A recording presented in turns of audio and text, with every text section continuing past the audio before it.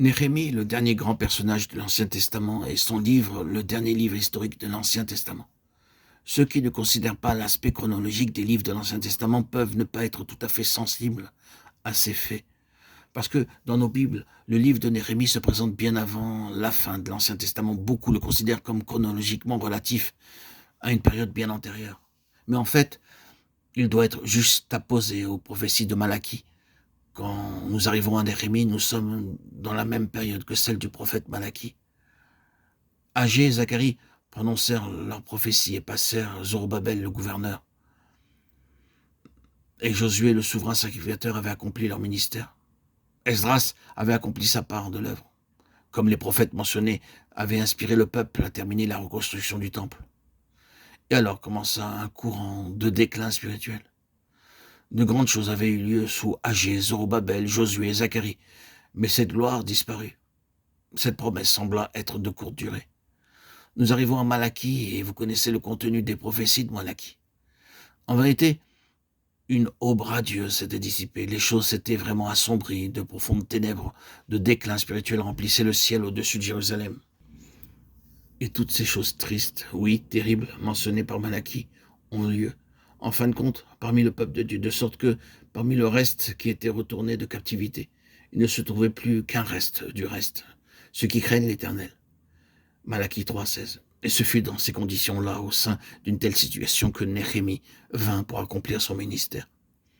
Cet homme vint à Jérusalem et se mit à entreprendre ce qui est indiqué au début du livre qui porte son nom, la reconstruction de la muraille. Je crois que cela renferme une signification merveilleuse, oui, qui nous inspire à savoir quand un jour semblable à celui dans lequel Malachie prophétisa et prononça ces terribles paroles de la part du Seigneur, ce dernier n'a pas abandonné la partie. Le Seigneur agit encore.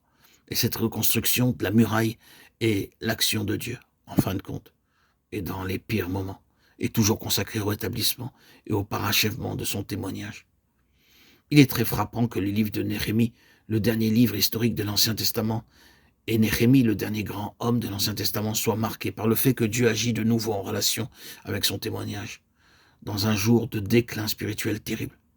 Parfois, nous sommes tentés de penser que le temps est passé, que les conditions sont trop mauvaises et que nous pouvons espérer grand-chose étant donné la situation. Mais ce livre de Néhémie et cet homme Néhémie administre un reproche très vigoureux à tout pessimisme de ce genre. Avant d'aborder les trois principaux points de la muraille, de l'ouvrage et de la guerre, nous devons commencer par un facteur essentiel qui est incarné par Néhémie lui-même. Nous devons retourner un peu en arrière, car le début de cette chose se produisit bien des années auparavant, plus de 70 ans avant, et cela commença dans le cœur du prophète Jérémie. Jérémie fut un homme au cœur brisé, à l'esprit affligé, un homme dont le cœur était brisé et l'esprit affligé à cause des conditions qui prévalaient parmi le peuple de l'Éternel. Et dans ce travail d'enfantement, Jérémie accomplissait son ministère.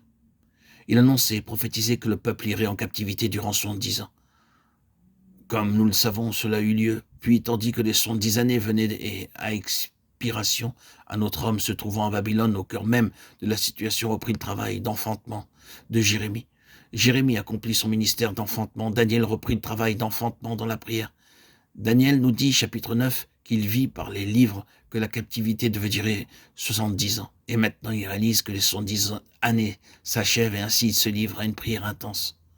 Remarquez, un ministère d'enfantement par Jérémie, un travail d'enfantement, d'intercesseur éclairé par Daniel, car il est devenu conscient du temps dans lequel il vit.